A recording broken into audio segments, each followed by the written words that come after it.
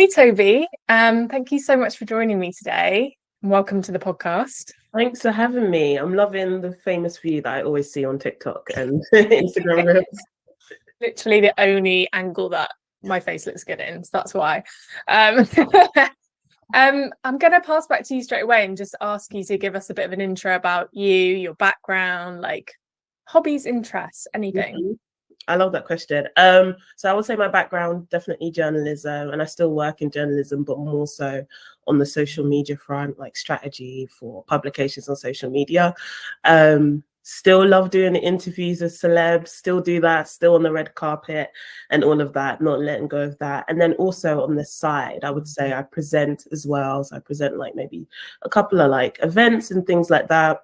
And I also have 2 podcasts, actually, Yellow Cup podcast and a podcast based on my favorite TV show on earth, This Is Us, which obviously This Is Us is finished, so that podcast doesn't exist. And then I would say my hobbies are photography and talking about movies on the internet and decorating my home, which is such a 30+ hobby. Okay, so you have 2 podcasts, so please don't judge me for me. I'm absolutely like the biggest novice right now. Aren't we all? I think everyone that has a pod, that with all due respect, we kind of just hit record and blag it, and that's the fun of it. Hope for the best. Yeah. And me and Toby have worked together at 2 places. We worked together at Metro and Evening Standard, and we also shared a very traumatic. Oh my god. We shared a very traumatic experience, which was basically meant to be okay, so it was, what was it even meant to be? It was some sort of wasteland. Was it called Wasteland Experience or something? And we had to go along, and I was on the social desk, so I was meant to record this whole sort of scary horror, like immersive experience. And we did not realize it was going to be that full on. We didn't realize it would be that real. Like, you're in this deserted, we were like in the middle of nowhere for starters, not in London for sure. And it was like this deserted shopping mall. Like, literally, it used to be a shopping mall. And then you get in there, you're with a group of people. And I think we were all like media people. So we knew what we were there for. And then next thing you know, you've got like zombies coming out and some man with a chainsaw. Then you've got this one actress who we know on a conscious level is an actress. We're told this is an actress, she leads the way. But her fear made me even more scared. Like, she was scared, and I'm like, being chased, running. I left with bruises. Me too. I was covered in bruises. And like, okay, there was, for just a visual, there was at one point a giant teddy bear with a chainsaw. Do you remember that guy? Oh, yes. For some reason, I keep remembering that and thinking I saw it on Black Mirror. So I've taken memory and been like, yeah, that was fake. I saw it on TV. So that happened to me in real life. Oh my God. Yeah. Like, I genuinely feel like we needed some kind of counselling after that. Like, and the most annoying thing was because we had to hold these guns, right, didn't we? And then they were massive, like proper huge guns. And I was meant to be recording at the same time, and I literally couldn't. So we went through this whole thing and came away with like 0 content, basically. What made it worse, it was meant to be Facebook Live. So I don't know what people were watching. And it was dark, and we were screaming and crying for our mums. Like, it was chaotic. It was. Oh my God, so unprepared. Oh my God. But we've always got that. We've got that. Yeah, bonding trauma together. Gosh, memory. Oh my God, sorry. I haven't revisited that for a little while. So anyway, back to the questions. So obviously this podcast is about connection, broadly speaking. I wondered whether you find it easy or difficult connecting with others, and particularly, I guess, since we're talking about careers, in a career environment, but you can talk generally. Yeah, I mean, I think naturally, on a natural front, I find connecting with people difficult. And I think people are shocked by that. They're like, oh no, you seem so friendly and so bubbly. But I've done a personality test to get down to the nitty gritty, and I'm actually 96% introverted, which is shockingly high. So a lot of people people say I'm an introvert, it's usually at 60%. You're just more of an introvert than an extrovert, whereas I'm only 4% extroverted. So I'm one of those rare people that is very, very introverted. And so going up to people and talking to people isn't a natural thing for me. But what I tend to do is I always psych myself up. I've got tools to help me kind of like work through that, especially in my career, especially when I used to like do a lot of red carpets or go to industry events where the way you got a story was by walking up to that celebrity and be like, hi, and, you know, making them feel comfortable. I do come from a big family, so that's kind of like made me kind of like, I would say I was able to deal with a big crowd because every day it was like, oh, you lot are here. Like, you're here in my face. I'm definitely enjoying living alone as well at the moment because of that. But so no, like connecting, I think is very, very important. And it's how I've gotten far in my career. But does it come naturally to me? Absolutely not. It's something that I'm just always like, what is my intention behind connecting? What do I want out of connecting? And then it gives me a purpose so that I do go out of my way to connect. And my biggest coping mechanism is after connecting with someone, I probably like go recluse and become a hermit for 2 days to recover so I can connect again. Yeah. Yeah, that's so crazy. That is really surprising hearing you say that, because you do seem like, from social media, you just seem like such a social butterfly and like always at events and things like that. And I'm just like, oh my God, she has so much confidence and you're so outgoing and all of this sort of stuff. And yeah, because I would class myself as an introvert. And yeah, I definitely feel your pain in terms of connecting with people, and also the wanting to recluse and like hermit for a good few days, ideally, after like it's a real thing. Like your energy just gets completely drained, doesn't it? Yeah. So in terms of your career trajectory, can you tell us a little bit about, yeah, your progression and like maybe how connections come into that? Yeah. I mean, so I studied mass communication. So I always knew from around 18, 17, journalism was what I wanted. I wanted to be like Ugly Betty, like Betty Suarez, and work in this fancy magazine, Mode or maybe Vogue.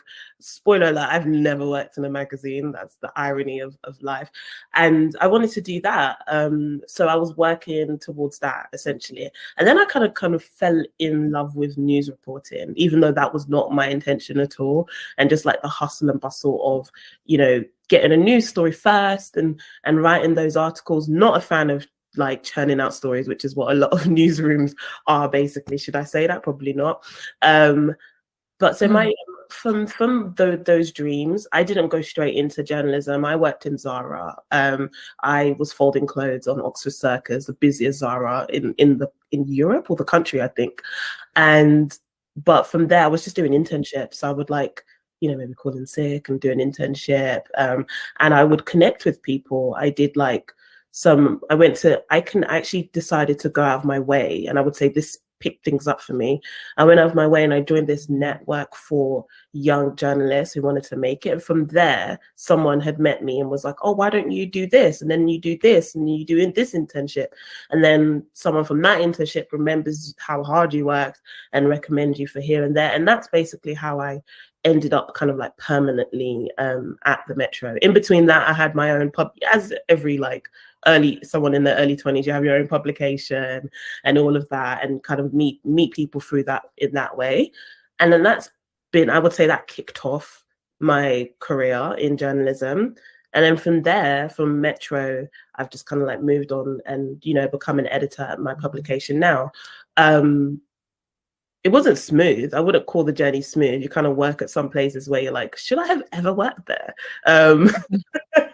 But also those places definitely teach you a lot about yourself, I would say. Yeah, definitely. And networking is so important, particularly in the industry of journalism. And I feel like this is such a small world, and maybe the reason why some people flourish and others don't is more to do with how they've left things in their roles, or they've kind of connected with people, made those friendships and like professional relationships, rather than some people that haven't put in that effort, or they haven't necessarily clicked with who they're with. It can really limit where you go on to, because everyone knows everyone. Yeah, everybody knows flipping everyone. I mean, even from, I don't know how much you want to talk about this, but even from our experiences, like obviously I was leaving the metro, and then when we worked together as well, like I saw that because I saw the opportunity because you retweeted it. And obviously I asked you about it, then I went ahead and went for it. But if, for example, you absolutely couldn't stand me and I was a horrible person to you at our previous workplace, you could have easily gone to the boss and be like, "Nah, she's terrible. Don't go for it." Yeah. Like, that is it. So I do think, yes, it's also about skill sets, but also like, are you a good person? Yeah. Honestly, Yeah, like, that is so true. yeah. I mean, I did tell them I thought you were rubbish, but they just didn't listen to But me. they So still, oh gosh.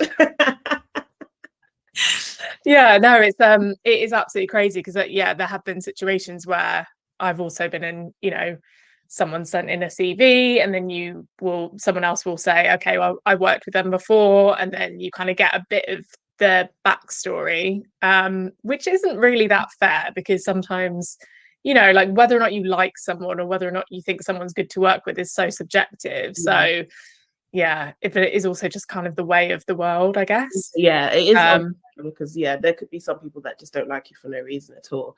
Yeah. But like a good starting point is to just be a good person. That's a good starting point. And if someone likes you, dislikes you still, then it's actually probably better that you don't work with them anyway. So definitely.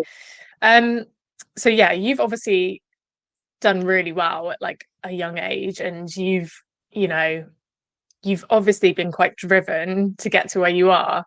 Do you see the kind of rise and grind, like hustle culture? Do you see that as like a motivation, or recently I've kind of been thinking of it as more of a bit of a toxic thing, because I guess it depends how far you take it, right? And like I'm a very type A perfectionist, so if I get into that kind of like hustle thing, I then just keep working until I burn out.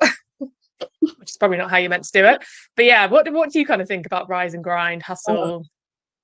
when people talk about rise and grind, I can tell how old they are. And call me ageist, I don't know. But if someone's in their early 20s and you hear certain influencers, they're like, "You've only got 24 hours," and they get dragged for it. And I'm like, listen, she's 21, she's 22, she's gonna learn. And I was like that. So when certain people got dragged for saying certain things, I was like that until I just burnt out. I just can't keep going. And I was like, is this even what success is for me? Is this even what success looks like for me? And I had to kind of reassess what I wanted.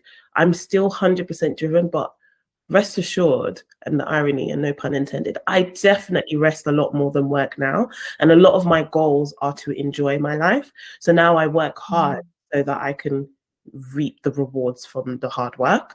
So I do find the grind and hustle, that kind of like environment and that narrative really toxic. And I think younger people are more susceptible to just dive deep into it and be like, if I work hard, all my dreams are gonna come true.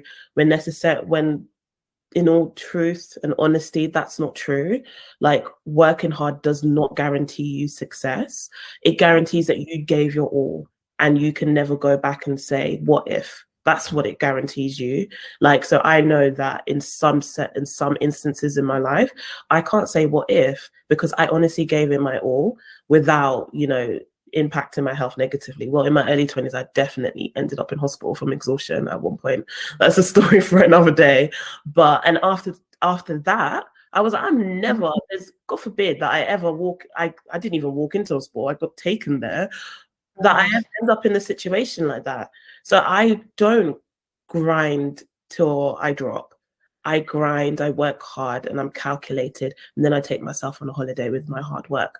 I'm legit taking out time for me to do the things that I enjoy doing that have got nothing to do with work. I try my best anyway, because a lot of the things I enjoy include work. I love watching movies. That's kind of my job. But I try to separate anyway, try to find other things to do, whether it's decorate my home or helping my friends look after their children, because I've got friends with kids now. So it's just something that's so separate from my goals and my dreams. And that joy is probably where my success lies in now. Wow, I didn't realize that you actually were hospitalized with exhaustion. Yeah. That's crazy. It was actually on more than one occasion. That was at one of the jobs we worked in together, which is why I made the decision to leave. I wouldn't blame the job, but I would just definitely say that it was a contributing factor to me being like, oh my God, I want to achieve, I want to achieve, I want to achieve. And in all honesty, I wasn't able to even do my best. It was after I actually went on holiday to Bali, and it wasn't even a holiday, it was a press trip anyway. But it was a press trip to relax and then write about your relaxing. And it gave me like a proper eat, pray, love moment without like the love part. There was no love part, but it was definitely a moment for me to be like, when I come back, I have to leave this job. And I made that decision. I wrote my resignation letter in my villa, the hotel room. It was just in my bag. Every day I went to work, I was like, because I'm not gonna have money. I don't know what I'm gonna do. Like, I don't have a job if I resign. Like, what? This is the craziest thing on earth. But I just did it, and I felt it loudly and firmly right after I did it. You know, I started my podcast, and that blew up like within the first episode, the second episode, and then I just went forth, just carried on, and it's been like 4 years, I think now. So yeah. That's amazing. That's such a strong moment for you to put yourself first like that, particularly when you are such a driven person. It's so hard to just go, okay, I need to, for myself, for my mental health, or, you know, for my physical health, like I need to take some time out. And like, full transparency, when I worked in another job, I actually was signed off work sick because my mental health just went absolutely downhill, and I was off for like, I think a month, or it might have been 6 weeks. And I felt like at the time that was just the craziest, scariest thing ever. Like, I was surrounded by so many people that would have like killed to be in my position, and like I was around so many like such driven, in a toxic way at times, people, and I just thought, this is ridiculous. Like, I'm gonna like fuck up my career and like, all of that. But you have to do it. You have to put yourself first sometimes, and it's just not healthy to just keep driving when your tank is empty, basically. Has there been any other obstacles or challenges within your career? Yeah, I would say not making enough money is also, because you're chasing a dream, and then you still want to like have money. Do you know what I mean? To, I don't know, live. Like, it's just, you know, a fair thing to ask for. So I would say definitely when it comes to the finances part, I haven't always been happy with kind of like the amount that I'm taking home. And I think money and wages and salary and things like that are a difficult thing for people to talk about. I'm now in a position where I'm not afraid to talk about it. If you want to know what I'm making, I'll let you know, because I think that opens up a conversation where maybe that person feels open to let you know, and then your eyes open to how far you can go, which essentially happened to me when I'd heard how much certain people were making around me in the same job. I was like, hold on a damn minute, how come I'm not making wait. And it opens your mind to be like, well, I've got so much. It's not only about like checking off, like, I guess, the performance goals. It's also, am I actually getting what I deserve for what I'm putting in? And it does open your eyes, and that has helped me to move forward financially to the point where I was able to purchase my own home by myself. It also meant that I was like, I should make money outside of work as well, which is why I do all the other extra stuff. I try my best to make money from it as well. Sometimes I generally do things because I just like it, but I always do think more about the money. When I was younger, I was more like, I just really want to achieve this. I've got this checklist of the celebrities that I want to interview. Then after a while, it's like, well, those celebrities are getting richer, baby, and you're still here. You're still, and in fact, your credit card is, you know, it's increasing, and not in a good way. So it's such a taboo subject, isn't it? Finance. And I think women particularly need to be having the conversations about how much they're earning in the workplace, because I mean, it's not new news that the pay gap exists, etc. But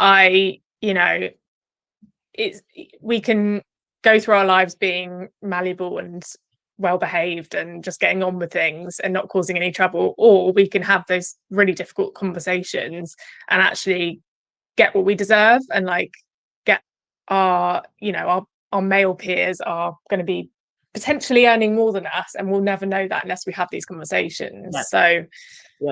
So talk to men, and I'm just going to be blunt as well. Talk to white men, if I'm going to just put it out there. Like, there is this audacity that, or this confidence that white men have in comparison to white men or to any other counterpart. When you sit down and you have like a white male friend and they really like talk to you on a level, you're like, oh my God, you just walk into a room and get what you want. Right. So you just said that. Okay. Obviously, I'm not going to be able to download their privilege, but it inspires me. I'm like, I want to guy. I like, really, like, you don't think anything wrong with what you just said. Right. And it worked for you. Right. I'm going to give it a go. It doesn't always work for me. I have to put a disclaimer out there. But at times it has. At times it has, because I've just learned, wait, you just think like this. So having those conversations with different people, I think, is very, very, very useful. Very useful, especially around finances and salary. The day I found out how much a white man made in comparison to me, I was like, right, I'm aiming for that next. And that's what I'm aiming for next. It's helped. Absolutely. I've applied for jobs with the and literally sat there and gone, have the brain of a mediocre white man, and literally I genuinely have done this, and I've got the job because I've written like because I remember one in particular, and I was like, I don't know if I'm qualified for this, but I'm going to just go for it. And I was like, get in the mindset. And then I wrote it. And I mean, I sounded like, for me, I thought I sounded really cocky and like a bit whatever. But I mean, I got the fucking job, didn't I? Like, there we go. It worked. Got to look. There's a reason that demographic is the richest in the world. So let's look at what they're doing. Why not? Yeah. On that, even in 2022, women are still undervalued in the workplace. Would you say that this is something that you've experienced yourself? Yeah. 100%. I have literally been in a room, and you think this will be like an SNL sketch, where I've said something in a room where decisions are being made, and I've said it twice because I thought maybe the first time you didn't hear me. Second time, everyone looked at me and was like, Then someone else who's a man repeated what I said. Everyone was like, oh, let's say his name's Dave. Oh, nice one, Dave. That's a good idea. And I'm like, I literally said that. Those type of moments, or when you're very literally overlooked, or there could be some social settings where you just don't feel necessarily comfortable in because it's very like laddish. So you don't stay for long because it's like, I don't know, I'm already uncomfortable and it's like half an hour, so I'm just gonna see you guys. And then, some things are decided in those social situations because you removed yourself because you were uncomfortable. So 100%. And I've definitely been very aware of being overlooked for oversight. I've actually been told that, like you probably would have gotten it if you were a man. And I have no intentions in becoming a man. I'm very, very like set in the way that I am. So it's not like, oh yeah, maybe in 5 years' time. This is who I am. Like, this version of who I am now is probably the version that, like, physically that I would die in. So it is frustrating, but I've always known from a young age that, it is a man's world. And I was told growing up that I had to work 3 times as hard as everyone else. And I think that's what's fueled kind of like me being driven, which, I would reap the rewards of that. But a lot of the times I'm like, I don't want to have to work hard. I'm being so honest. Like, I've watched some people be mediocre and get far. I'm like, I want to be mediocre as well.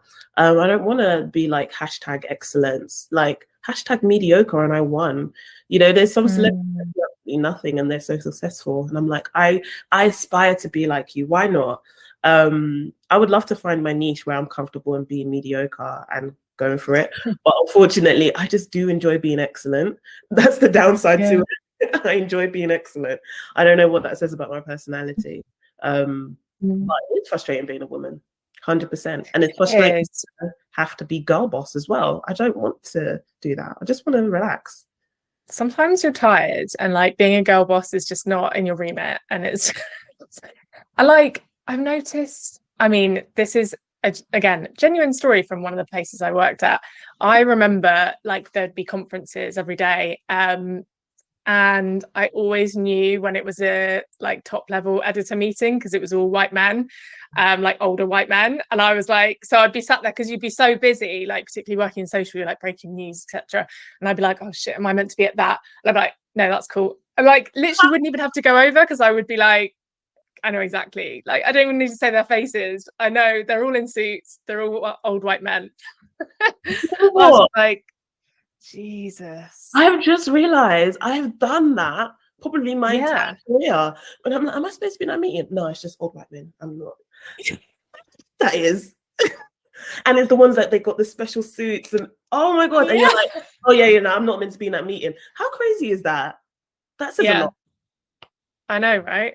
I know. And it's something like just a random thought as well is that I always feel like when I've been in those corporate spaces, I felt like I had to become more like a man to succeed, which I hate because, like, I'm not gonna lie, I've no qualms in saying I'm a very like girly person, and I like to wear, you know, whatever I want, like floral stuff, like, or, you know, do my hair and makeup and things like that. Like, that's just who I am and that's what I enjoy.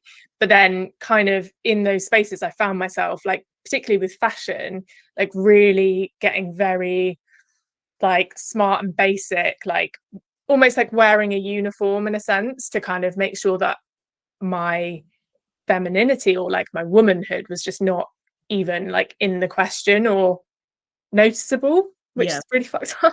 I hear you, and I don't know if this comes with the privilege of kind of like moving up a bit in like in the workplace, but I went through a phase where I did that, especially like in some workplaces where it is older people that work there, because we've all worked in some places where there's younger people, and then you work in places that there's a wide range of age, right?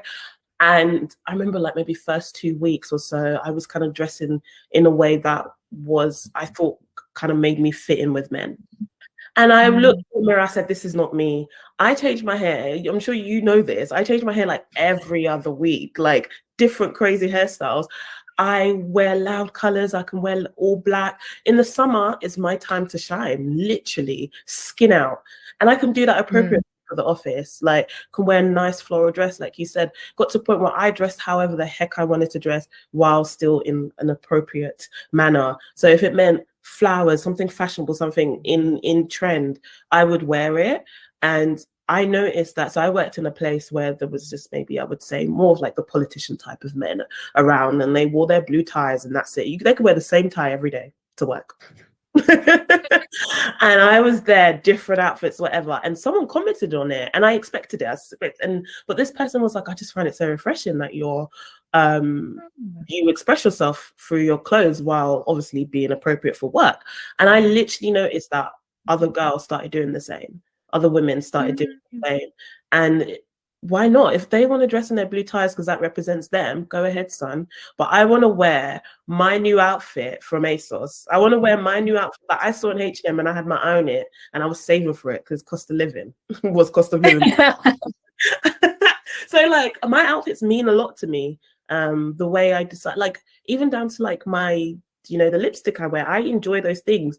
And it shouldn't be a thing where because as a woman you might enjoy these things, you might be less important at work, or you might be dim, or you might be a bit of a diva, all these negative connotations for someone that likes to express themselves through fashion and clothes and beauty. Because I'm still smart and I'm still good at my job just because I spend a lot of time doing my hair. I spend a lot of time doing my hair because of various different things.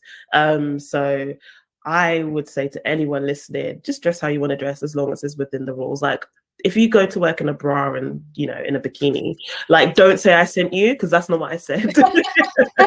I didn't say if you like a bikini, go to work in a bikini. Make it appropriate and enjoy it. It's fun. I love fashion. So yeah, it's a good way. It's just a good way of like an extension of your personality, and it changes your mood and like all of that stuff. So we don't want to be dimming our light and like trying to fit in with some kind of like masculine ideal of what is appropriate. Like, we are women, we don't need to be sort of hiding that. I agree. And I just, when you said that, I just realized something. It could be a generalization, men chip in the comment section or whatever, but I feel like men dress the way that they do at work, and they have that because it makes them feel powerful, right? And for me as a woman, I wear these, you know, these outfits and expressions of myself because it makes me feel powerful. I legit wear these clothes because it makes me feel good about myself. And sometimes I need that in the morning. I woke up at 5 a.m. to get to work. I need a pretty dress. I do need it to make me feel like I got it today. Because if you see me coming to work in a tracksuit or the blandest top, blandest trousers, something's going on. Something's not right at home. And so if men get to do that, why can't women do it in their way? Yeah, completely. And just to point that it's not just, we're not just attacking men and saying, oh, men have made us feel this way. I remember specifically a woman who was on my team and one of my jobs, and I had to start work really, really early. Like, I had to get there for 7, and I had a long trip in, but I always did my makeup because I just did it on the train, or like, that's who I am. And like, for whatever reason, insecurity, and also I enjoy makeup. But she was like, wow, what time do you get up in the morning to do your makeup? And I was like, well, I just do it. She's like, no, but you like really like do your makeup, like you really like go all out. And I was like, okay, that's just like, that's always stuck in my head. And I just thought, you're trying to make me feel weird about that. And it's just, yeah, not happy. Didn't appreciate that. Yeah, I don't like that. I don't like that. Oh, like you're more dedicated to the makeup then. And so what if I am? Yeah, exactly. Yeah. Anyway, a lot of people like to talk about manifestation at the moment. I feel like some of your tweets are quite like manifestation based. So do you believe that you can kind of manifest your dream job, career, life? To a certain degree, yes. But not in the same way that a lot of people talk about it. I think a lot of people do kind of say, tomorrow I'm going to be the boss of my company, and they expect that to happen. But I believe in positive affirmations. So I do that a lot. Like, if you see me like tweet a lot, this is now my secret coming out, but if you see me tweet a lot like that, it's because I'm going through it. I'm like, I need to positively affirm to myself that everything's going to be okay. And the more I do that, the more things actually do become okay. And I think that's a power from within. Like, especially it's like a perceptive thing. Like, if you view things from a negative lens, everything that could be amazing, you would just see it as negative anyway. And it affects my mental health, like on a big scale. So I do believe in manifestations in a way that I'm positively affirming myself, and just believing that what I am waiting for to happen will happen while I work on it happening. Because I'm not just like, yeah, I'm going to be rich and just sit back. It's like, if I keep telling myself, to point out, I actually don't have the aspiration to be rich anyway, but I'm just using that as an example. But if I keep telling myself I'm going to be rich and I'm doing absolutely nothing but watching TV for free, I'm not going to be rich. But if I keep telling myself I'm going to be rich, I'm going to be rich, I'm going to be rich, my mindset and my attitude to life and everything that I do would be geared towards making that happen. So it just also encourages me to work towards it. It gets people around me ready, it gets my mental health ready, it gets my psyche ready for that transition into that positive thing that I'm waiting for. But 100%, I speak my dreams out loud. I don't hide them, because it helps me believe them. Yeah, I completely agree with that. That's very empowering. It's made me feel all inspired to be positive and stuff. Go on, go for it. So what would you say then success looks like to you? Ooh, I love this question. I finally figured out what success really, really means to me. And it's not happiness, because happiness, even in the word, it's about what's happening. So happiness is very, very determined on how things are happening for you. And you're literally tied to things you can't control. So you're either happy because things good happen to you, or you're upset because bad things happen to you. Rather, success for me now is joy. Joy is not dependent on what's happening around you, but what's within you. And if I am feeling joyful and I'm content, then I'm successful. Before, success looked like the type of job I have and the type of accolades that I may have. No more for me. Like, I still aim to achieve things because I have a purpose. So I believe in a purpose, but that's separate to my success for me personally. So success now is joy. And that could look like, that could be as simple as passing a driving test, because I'm now joyful about that, because I have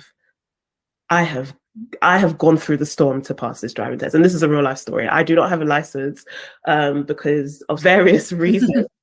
But when I do, I'll be joyful over that. Success looks like going on holidays because I'm joyful on a break and going on holidays. So it's somewhere I find my joy. That's success. Yeah, I love that. Yeah. I love that. And what advice would you give to someone who was looking to kind of pivot their career? Like, they're not really feeling what they're doing at the moment. Yeah, I would say nobody stays in a burning building until they find a new building they need to go to. Just go. Just leave. Obviously, if you're like a responsible adult with children and whatnot, discuss it with people and stuff like that, make the adult choices.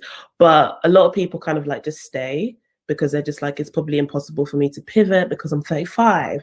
And I have watched people take the most drastic pivoting at post 30, for example. And I don't believe in age milestones. Like, I tweeted it recently. Like, I just find age milestones very horrific. But my biggest advice is honestly just go for it. I haven't pivoted in a large way, but I definitely made changes in the same kind of industry. And I did that because I kind of like found joy in working more so in social. Like, I'm still in journalism, but I found joy in social. I was like, I kind of do social anyway. Like, I like being on social media on a personal level anyway. But honestly, the biggest advice, and it sounds cliche, is go for it, and don't look at time, don't look at age, and try your best not to look at the financials too much. Like, if it means that like you'll be poverty stricken and homeless, find another way. Like, but go for it. Go for it. If it means cut and you're happy with taking a pay cut, go for it. Yeah. Yeah. I completely agree. And I think we're always so scared of I think a lot of people get stuck because they just put these limitations in their world, and they think, oh, I could never do that because of whatever. But I think, if you do, a lot of it is down to kind of having, I guess, more of a positive mindset. And for me, it's a lot to do with having trust in the universe and kind of,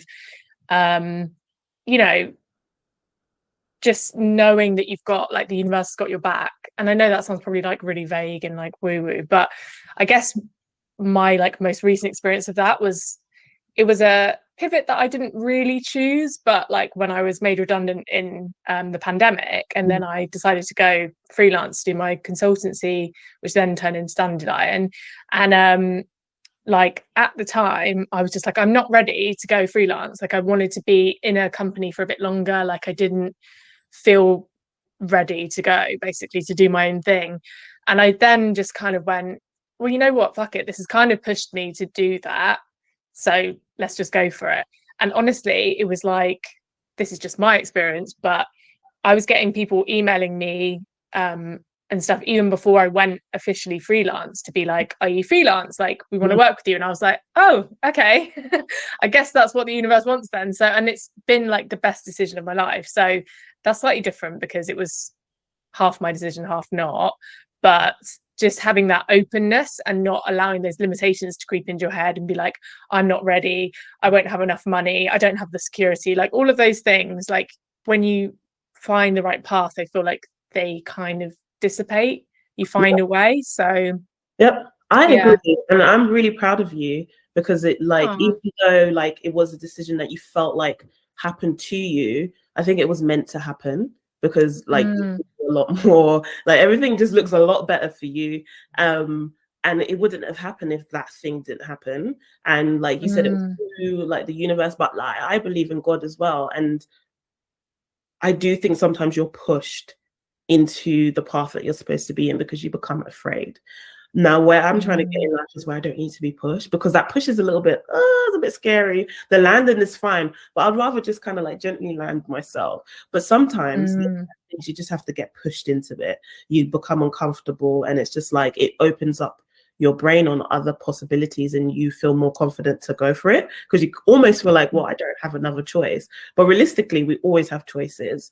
But when it comes to pivoting, one thing that I've always said, because I've pivoted in certain areas in life as well, I always remind myself that one, your dreams don't have an expiry date. They really don't. Like you can revisit a dream.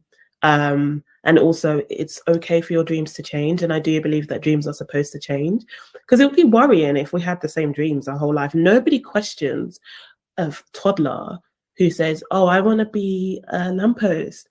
And then when they grow older, their dream changes. Nobody questions that. Everyone's like, well, it was meant to change, wasn't it? But when you go from your early 20s to like your 30s with a different dream, people are like, oh, but I thought you said you wanted to be a doctor. Why are you now going to be a lawyer? People question that.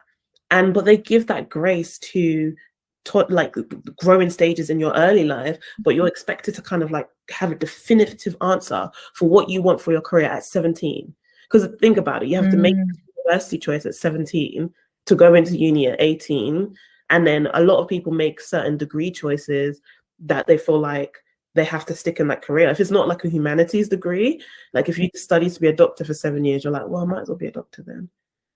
Might as well. Yeah, might as well. I made that choice at 17, but nobody like I think society needs to change in a way that nobody questions when an older person over 18 changes their dream. Because imagine if I still wanted to be a lamppost, everyone will be like, we need to get you some help, hun. You need to get some, you need some help. But honestly, we're allowed to change our dreams. That's a big, big thing that I tell myself all the time. There are things that I wanted badly before and I don't want them anymore, and that's okay. It doesn't mean it wasn't a dream. And I think that hopefully with our generation, like that kind of culture of being like, you get out of school or whatever and you get into a job and then you work until retirement, like that was very much an older generation thing. And I think that's why, say, like us, like millennials are kind of maybe the first to like break that mold a bit. And I know for me, like whenever I've changed my career quite a few times, and I actually was training to be a teacher at one point. There's a whole lot that's gone on. Yeah. So my family, like it was like a running joke that they were like, oh, what are you doing now, sort of thing. But I just kept going. So I was like, you know what, like life is too short. I'm not going to be sat like doing a job and having to be in that position and sit there for 8 hours every single day if it's not 100% what I want. And if you know what I'm doing right now with Dandelion, like if that changes, if this is not actually what I want, I'm open to it changing again. Like we evolve as people, so our jobs can evolve with us. That's 100%. My view. And no phase is a failure. So let's say you don't Dandelion, but let's say you don't, it wasn't a failure. It was literally there for a season and a reason. I didn't mean to rhyme. And your next career is going to be a poet. Yes, a poet. Yes, the new Maya Angelou. Why not? Yeah. So I've got a couple more questions before we wrap up. What would you say your career highlight so far has been? I would say when I went freelance. That was my career highlight. I was really proud of myself freelancing. I really pushed myself, because when you're freelancing, you have to go out and look for the jobs. You have to ensure that you keep the job for as long as you can. You have to make demands as well on kind of how much you're taking home, because you know what your bills are going to be and you know like what you need to cover those bills. So you're more like, I have to take home this amount this month. So you work towards it, whether it's taking on 2 freelance gigs or taking on a big freelance gig that can cover 1 bill. So like working for 3 hours and covering 1 bill. To be able to do that, what is a career highlight for me, because I was just so proud of myself on how I pushed myself. And it showed me that if need be, I could do it again. I mean, to be honest, I would have carried on being freelance if it wasn't for, one, the pandemic making it more difficult, and two, I really, really wanted to, one of my main goals was to be able to purchase a home before ever getting married or having children. It was a personal goal based on very personal reasons. And so I'm not saying that congratulations on that for a while. Like, just to say, like, congrats, I'm so jealous. Thank you. I mean, I have to add, I was living at home, like, just, you know, I was living at home while freelancing, so that made it a lot easier for me. But that was a career highlight for me, being able to freelance, make enough money to put down as a deposit to purchase a home. Now that I'm in the home, God, it's difficult to maintain your mortgage and all of that stuff. Looking back, I'm like, I should have just rented.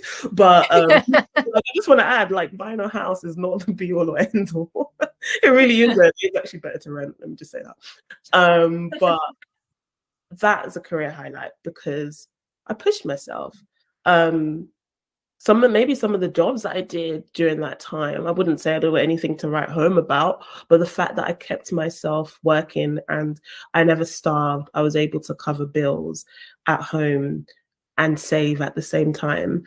That was a big achievement for me because I thought I would never, in all honesty, I thought I didn't amount to anything enough to be able to freelance. That was the honest truth. I thought I was made to feel like I wasn't good enough. So being in a 9-to-5, I was grateful that at least one person thought I was good enough. So going freelance pushed me to realize that I'm actually good enough, and I'm good enough to be hired by other people, by multiple people at the same time. So it was more of an internal success story for me. Like, I did that. Having done that, I need to now go back to 9-to-5. Yeah, and that was because I couldn't get a mortgage freelancing. So yeah. So my final question is bringing us back into talking about connection, which it's a very broad theme. Like, I mean, it's a very tenuous link here. But what piece of advice would you give someone on how to feel more connected? So that could be to other people, their spirituality, themselves, anything. Yeah, I mean, I would say stay in your own lane when it comes to connection. And I don't mean that in the sense of don't talk to people you shouldn't talk to. What I mean is don't try and connect in the way that you've seen someone else connect. Connect in a way that is well suited for you, which is why I went out of my way to find out my personality type. I did a personality test. I'm INFP. If you ever do the 16 personality test, it's so helpful. And I was able to see myself on paper. And I saw, okay, that's why I feel uncomfortable in these situations. That's why I'm more suited to this. So in situations where I'm more uncomfortable in, I prepare myself for that. I know how to now get into those situations, and that has helped me with connecting. And I would also say, do you unapologetically. That's been my motto for the last 10 years. I say it all the time. Do you unapologetically. Being yourself is the easiest thing on earth. So why not do that? Like, being yourself, you have the blueprint without trying. You literally just have to exist to be yourself. But what a lot of us do is we try so hard to be what we think we're supposed to be. And that's where we get tormented on the inside, because your inner authentic self is having a big beef and conflict with the self that you created. If you give up the fight and you're just yourself, I think that's where the winning key is in connecting, in whether it's on a spiritual level. For me, it's Christianity, my faith.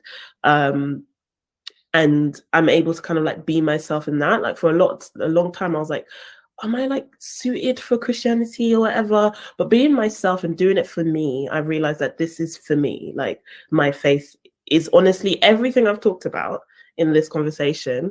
My faith is like the anchor to it. Anything I've said because of my faith. It's because just like that belief in God. Otherwise, for me personally, I would be lost. So find that thing that anchors you, and whatever it is, be authentic to yourself, and from there, I always find it easier to connect, connecting to myself, connecting to other people, connecting to my work, connecting to my joy, connecting to my purpose. And that's literally how I live my life. And then in the grand scheme of things, I ensure that I'm joyful and happy and resting while doing so. Oh, I love that. And the authenticity piece, like, I completely agree with you. I also find it really difficult. But I think once you do just completely give yourself over to being your authentic self, it means you connect with the right people. So you're not going to connect with everyone. And like, you just have to be kind of okay with that. Like, because some people aren't going to be your people. And that's just kind of how it is. Yeah. Imagine being like best friends with someone that like you secretly hated each other. That's just awful. That's tormenting, because you can't even be yourself in that situation. And think about that with other things in life. It doesn't have to be friendship. It could be like any other thing, like maybe decisions you make. Imagine you and your decision just hating each other. It's just long. Life's too short. Yeah, too short. Oh, I've absolutely loved chatting to you, and I think everyone's going to really enjoy this interview. So I really appreciate it. And yeah, thank you so much. And where can people find you if they want to follow you on Instagram, socials? Yeah, so my socials are consistent. It's Tobi Rachel, so TOBI RACHEL. I have to spell both names because everyone spells both wrong. So yeah, it's got an underscore on Twitter though. So yeah, you can follow me on there, and then anything else to do with me is literally attached to all those accounts as well. Love it. Oh, thank you so much. Thank you. I loved it. Thank you.